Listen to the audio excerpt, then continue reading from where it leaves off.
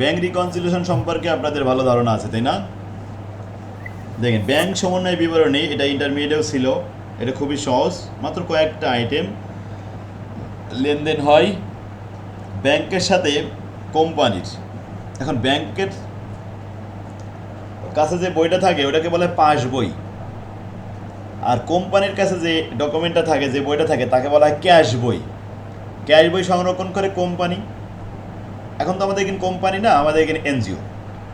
আর pass বই সংরক্ষণ করে ব্যাংক।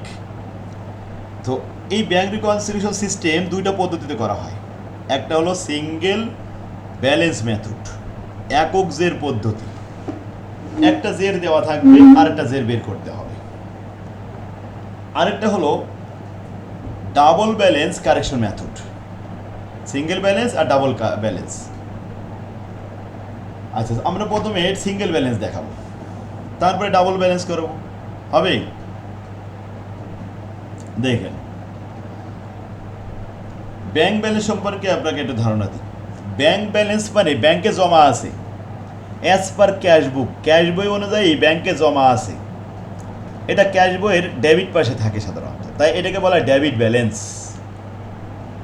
আর bank balance as per passbook যদি বলা হয়, পাস বই অনুযায়ী ব্যাংকে জমা আছে, তাহলে এটা কোন পাশে থাকে জানেন? এটা পাস বইয়ের ক্রেডিট পাশে থাকে। কারণ ব্যাংকওয়ালারা তো আমাদের কাছ থেকে ধার করে নিয়েছে, তাই না? আমরা জমা দিয়েছি, তাই ওদের ক্রেডিট পাশে থাকে, আর আমাদের ক্যাশ বইয়ের ডেবিট পাশে থাকে। আচ্ছা, যদি এর উল্টা হয়, bank overdraft as per cash বুক। ব্যাংক ওভারড্রাফট মানে কি জানেন? ব্যাংক জমাতিরিক্ত, ব্যাংকে যা জমা আছে তার থেকে আমরা টাকা বেশি উঠাই ফেলেছি, তার মানে ব্যাংক আমাদের কাছে আরও পাই, আমরা ব্যাংকের কাছে দায়ী, তাই তো? ব্যাংক ওভারড্রাফট মানে এটা আমাদের ব্যাংক আরও পাবে, এই জন্য ক্রেডিট পাশে থাকে ক্যাশ বইয়ের। আর ব্যাংক ওভারড্রাফট পাস বই অনুযায়ী ডেবিট পাশে থাকে। যাক, ডেবিট আর ক্রেডিট নিয়ে কথা বললাম। যে সমস্ত আইটেমগুলো ব্যাংকে খরচ হয় আমাদের, সেগুলো ব্যাংক কী করে জানেন? আমাদের অ্যাকাউন্টে ডেবিট করে দেয়। আর যে সমস্ত আইটেমগুলো আমাদের অ্যাকাউন্টে জমা হয়, আমাদের অ্যাকাউন্ট বৃদ্ধি পায়, সেগুলোকে আমাদের নামে ব্যাংক ক্রেডিট পাশে রাখে। ক্লিয়ার এখন? আচ্ছা, তার মানে আমরা এটা কনসেপ্ট ক্লিয়ার করলাম, যে সমস্ত আইটেমগুলো ব্যাংকে এই ক্যাশ বইতে ডেবিট করা হয়, সেগুলো পাস বইতে ক্রেডিট করা হয়। আর যে সমস্ত আইটেমগুলো ক্যাশ বইতে ক্রেডিট করা হয়, সেগুলো পাস বইতে ডেবিট করা হয়। এটা সিঙ্গেল ব্যালেন্স করতে গেলে আমাদের এই কনসেপ্টটা ক্লিয়ার রাখতে হবে। তো আমরা একটা অঙ্ক প্রথমে দেখলাম, 13 সালে আসছিল। The following data are taken from the books of NGO concern the BRDB located at Mahipal of Feni. Mahipal ফেনীর একটা, ফেনী জেলার একটা এলাকার নাম মহিপাল। তো মহিপাল শাখা। As on 31 March 2012, bank balance as per cash book, cash বুক অনুযায়ী ব্যাংকে জমা আছে 25,20,000 টাকা। এটা বলছে কারা? এনজিও। এনজিও বলছে আমাদের ক্যাশ বইতে দেখা যাচ্ছে ব্যাংকে আমরা পাবো 25,20,000 টাকা। এখন ব্যাংক ব্যালেন্স অ্যাজ পার পাস বই, পাস বইতে কত আছে আমরা জানি না, সেই ব্যালেন্সটা দেয়নি, তো আমরা সেটা বের করে ফেলবো। তো সেটা লিখলাম প্রথমে, bank balance as per cash বই, ক্যাশ বই অনুযায়ী ব্যাংকে জমা আছে 25,20,000 টাকা লিখলাম। এটা ডেবিট ব্যালেন্স। তো যে সমস্ত আইটেমগুলো ডেবিট করতে ভুল হয়ে গেছে, ডেবিট করা হয়নি, লেখা হয়নি, ওগুলো যোগের দিকে দিতে হবে। আর যে সমস্ত আইটেমগুলো ক্রেডিট করার কথা কিন্তু ক্রেডিট করা হয়নি, ক্রেডিট ভুল হয়েছে, সেগুলো বিয়োগের দিকে দিতে হবে। তাই লিখলাম অ্যাড মানে যোগ করা, আর লেস মানে বিয়োগ করা। কোন আইটেমগুলো যোগ হবে আমি বলতেছি, ভালো করে খেয়াল করবেন। 2 চেক, 2টা চেক ইস্যু করা হয়েছে। আচ্ছা, ইস্যু করা মানে কি জানেন? কাউকে দিয়ে দেওয়া, সই করা। আচ্ছা, আপনি টাকা পাবেন, আমি আপনাকে সই করে দিয়ে দিলাম। তখন আমরা কি করলাম? ক্যাশ বইতে ব্যাংক কলামে মাইনাস করে দিলাম, টাকা ক্রেডিট করে দিলাম, যে ও তো আমাদের ব্যাংকের থেকে উঠায় নিয়ে যাবে। বাট নট প্রেজেন্টেড, কিন্তু আপনি কি করলেন? ব্যাংকে গেলেন না, প্রেজেন্ট করলেন না, ভাঙালেন না। তাহলে ভুলটা হয়েছে কোথায়? পাস বইতে ভুল হয়েছে। যে সমস্ত আইটেমগুলো ক্যাশ বইতে ক্রেডিট হয়েছে সেই সমস্ত আইটেমগুলো পাস বইতে ডেবিট হওয়ার কথা, তো ডেবিট ভুল, এখন লেখা হয়নি। কয় টাকা লেখা হয়নি? 1,20,000 আর 1,00,000, এই মোট 2,20,000 টাকা ডেবিট করা হয়নি, তো ডেবিট ভুল। এখন এই ডেবিট ভুলটা কী করতে হবে? যোগ করতে হবে। তাই আমরা যোগের দিকে দিলাম issue to check but not present in time, সময় মতো এখনও উপস্থাপন করা হয়নি, 2,20,000 টাকা। তারপরে বলছে ইন্টারেস্ট অন ডিপোজিট, ব্যাংকে যে জমা ছিল, ডিপোজিট ছিল, তার উপরে সুদ হয়েছে, বাট নট রেকর্ডেড, কিন্তু লেখা হয়নি। আচ্ছা, যখন জমা হয়, জমা টাকার উপর যখন সুদ হয় তখন কি হয় জানেন? ব্যাংকে ক্রেডিট করা হয়, আর পাস বইতে ওটা ডেবিট করা হবে, কিন্তু জানানো হয়নি, লেখা হয়নি, ডেবিট করা হয়নি ইন ক্যাশ, ক্যাশ বুকে। কত টাকা? 33,000। এখন আমরা জানলাম, এখন আমরা যোগ করে দিলাম। কোথায় যোগ করব? এই যে এখানে যোগ করে দিলাম, কালেকশন বাই ব্যাংক আছে, কই ইন্টারেস্ট অন ডিপোজিট ব্যাংক, 33,000 টাকা যোগ দেখানো হলো। Cheque deposit into bank, cheque deposit into bank, ব্যাংকে কিন্তু আমরা চেক দিয়েছি আদায় করার উদ্দেশ্যে। যখন ব্যাংকে আদায় করার উদ্দেশ্যে দেওয়া হয় এটাকে বলা হয় ব্যাংকে জমা দেওয়া। তো ব্যাংকে জমা দিয়েছি, বাট নট ইয়েট কালেক্টেড, কিন্তু ব্যাংকে এখনো আদায়ও করেনি, যোগও করেনি। তাহলে কি করতে হবে?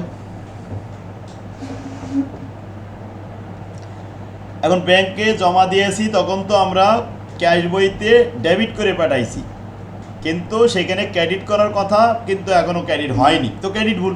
ক্রেডিট ভুলটা বিয়োগের দিকে দিতে হবে, 2,81,000 টাকা বিয়োগ করে দেওয়া হলো। Bank charge not yet recorded, bank charge কেটেছে। ব্যাংকে যত খরচ হয় সব কিন্তু ব্যাংকওয়ালারা ডেবিট করে, আমাদের অ্যাকাউন্টে ডেবিট করে ফেলেছে। তো আমরা এটা কি করব? ক্রেডিট করব। কোথায়? ক্যাশ বইতে।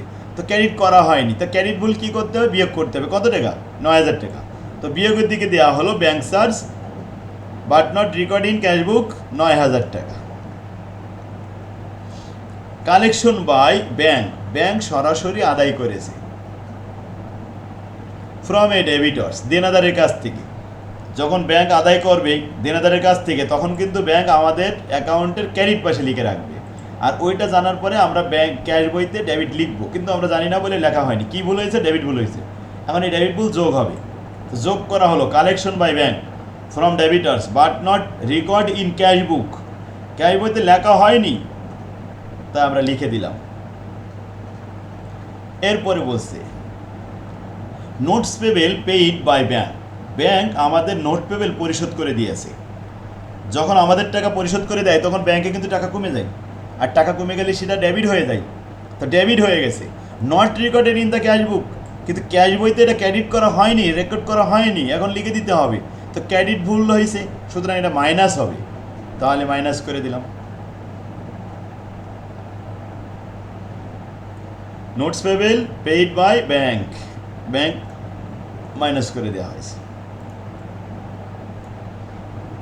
তাহলে প্লাস ছিল কয়টা? 2,20,000 আর 3,00,000, 3,20,000 আর 33, 3,00,000 আর 2,00,000, 5,53,000 টাকা।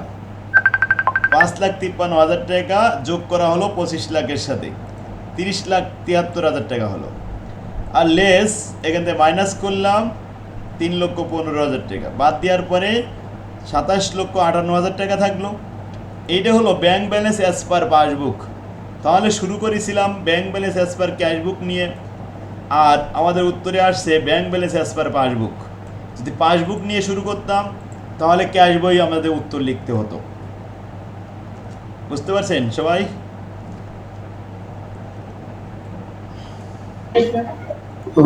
আচ্ছা স্যার, একটা প্রশ্ন। হ্যাঁ বলেন প্রশ্ন। স্যার, আমরা ধরেন এখানে চেক ইস্যু করছি, যেই লোকের চেক ইস্যু করা হয়েছে হ্যাঁ। ওই লোককে চেকটা জমা দেয় নাই, ও ওর কাছে রেখে দিছে। Yes. তাহলে এক্ষেত্রে আমরা তো আমাদের ক্যাশ বই থেকে যখন ইস্যু করব তখন ক্যাশ বই থেকে মাইনাস করব না? হ্যাঁ অবশ্যই ক্রেডিট করেছি আমরা। আর এর পরবর্তীতে তো আমরা ওটা ব্যাংক বই থেকে মাইনাস করব, ব্যাংক থেকে মাইনাস হবে। হ্যাঁ ব্যাংক পরেতে। মাইনাস হওয়ার কথা। কিন্তু এখানে তো ওই ব্যাংকের নাই, ব্যাংকের সাইটটা নাই, তাহলে কি আমরা এখানে ওই যে ক্যাশ থেকে মাইনাস করে দিব আবার? এখন হচ্ছে কি না, নাকি যোগ করবো? না একটু শোনেন, এখানে ঘটনা হয়েছে সিঙ্গেল ব্যালেন্সের ক্ষেত্রে এই মাইনাসের কথাটা একটু ভুলে যেতে হবে, প্লাসের কথাটা একটু ভুলতে হবে, ডেবিট আর আচ্ছা আচ্ছা ক্রেডিটের কথা মনে রাখতে হবে, তাহলে সিঙ্গেল ব্যালেন্সটা মিলবে।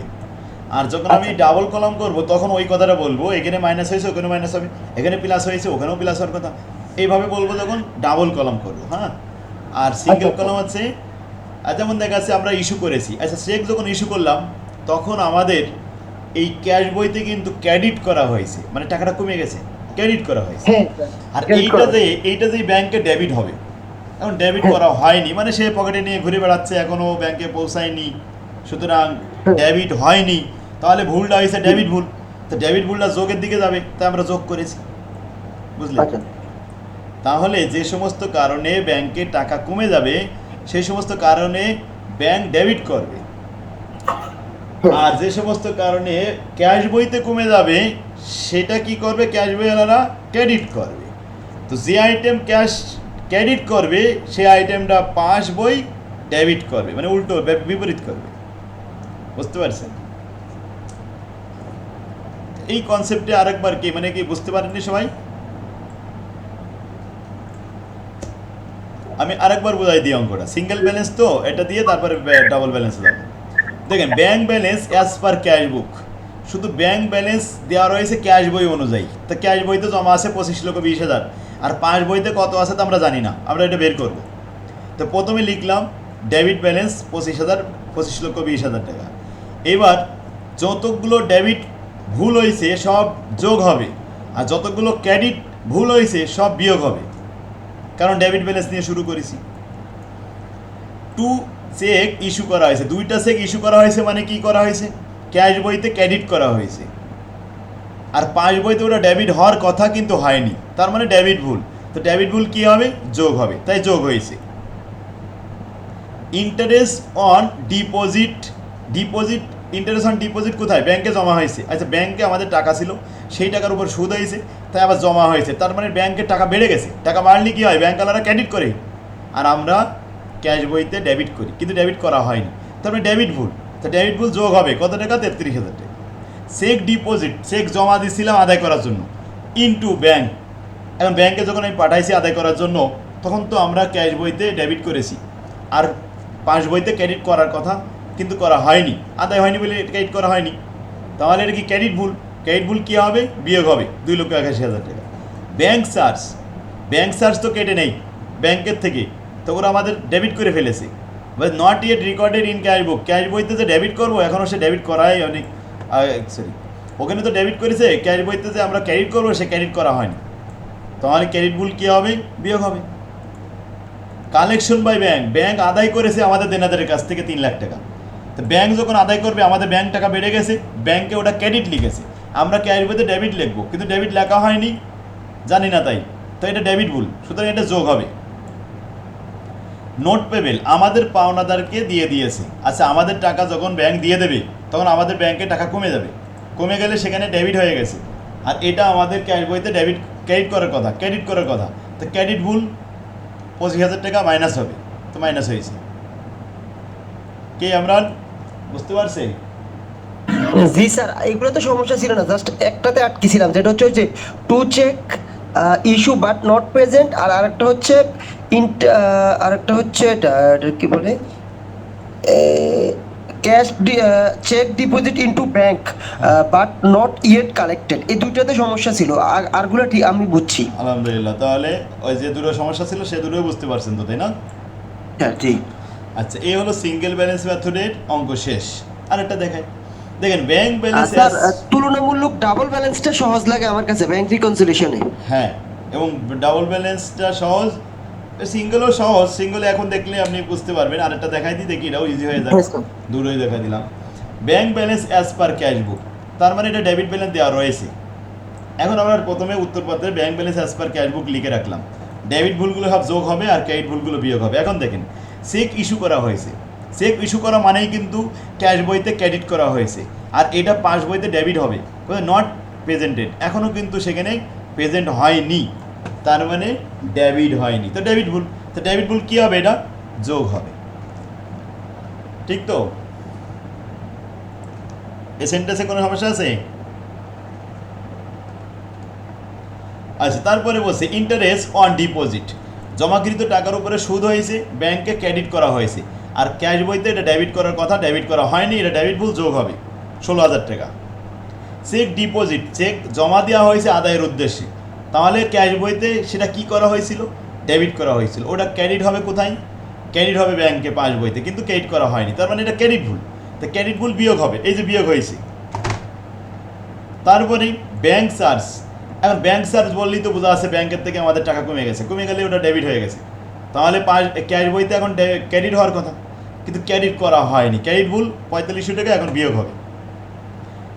কালেকশন, আদায় করা হয়েছে বাই ব্যাংক, ব্যাংক আদায় করেছে ফ্রম ডেবিটার, দেনাদারের কাছ থেকে 1.5 লাখ টাকা, এখন দেনাদারের কাছ থেকে ব্যাংক আদায় করে ব্যাংকের বইতে আমাদের ক্রেডিট লিখে রাখছে, কিন্তু আমাদের ডেবিট লেখা হয়নি, ডেবিট ভুল, এখন যোগ হবে, যোগ করেছি, বাস আর কোনো আইটেম নেই, এই তো অঙ্ক হয়ে গেল।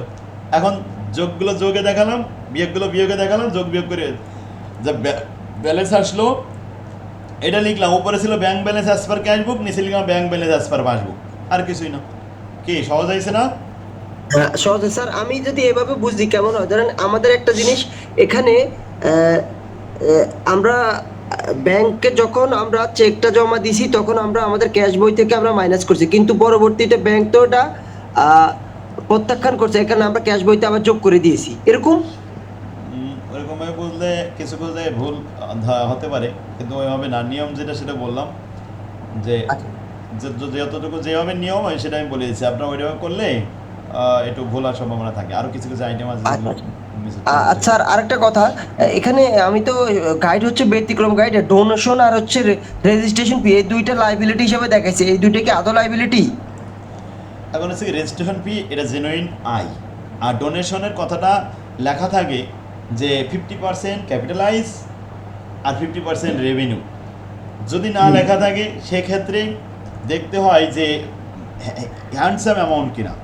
ডোনেশনটা যদি খুব মোটা অ্যামাউন্ট হয় তাহলে এটা আমরা ইচ্ছা করে এটা লাইবিলিটি হিসেবে দেখা দিতে পারি, যে এটা আসলে একটা ক্যাপিটালাইজ হিসেবে আমরা দায় দেখাইছি, আর যদি ডোনেশনের পরিমাণটা একটু ছোটো অ্যামাউন্ট হয় তাহলে সেটা রেভিনিউ হিসেবে আয় হিসেবে দেখাতে হবে, বুঝলেন? কিন্তু রেজিস্ট্রেশন ফি তো আচ্ছা। আজীবনই সবসময় থাকবে, যে আয় পাশে থাকবে। আচ্ছা, ঠিক এখন আছে স্যার, হ্যাঁ, থ্যাংক ইউ। এরপরে ব্যাংক রিকনসিলিয়েশন, আমরা সিঙ্গেল ব্যালেন্স যেগুলো দেখলাম এগুলো সব কিন্তু সিঙ্গেল ব্যালেন্স।